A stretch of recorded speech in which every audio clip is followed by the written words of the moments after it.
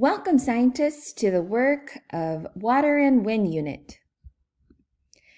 Have you ever seen a boat, a log, a piece of trash, or maybe even yourself floating along a river and thought about where it might end up? This unit will help you understand water is a powerful force that reshapes the Earth's surface. Water isn't just something we drink. While covering almost 71% of our Earth's surface, it has the power to move sand to create beaches, carve out canyons and valleys, and as ice, it can even scrape out entire areas flat.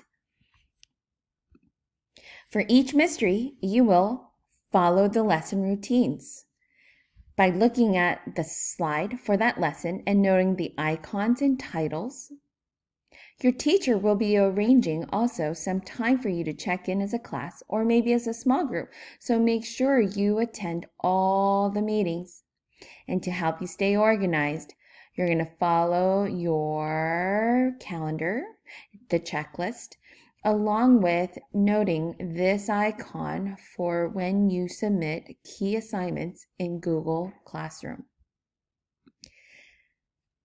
In each of the mystery, we have a learning checklist available for you to help you stay organized and to stay on track. This slide will direct you to a mystery you're working on. As you can see, there are 4 mysteries we will be learning about. Mystery number 1, if you floated down a river, where would you end up? Mystery 2, why is there sand at the beach? Mystery 3, what's strong enough to make a canyon? And mystery 4, how can you stop a landslide? When you are ready to explore each of the mystery, you can click on the link here, like so, and then click on the hyperlink that shows up, and you're ready to begin your first mystery. Each mystery begins with the mystery, what you'll learn, along with your learning checklist for that mystery.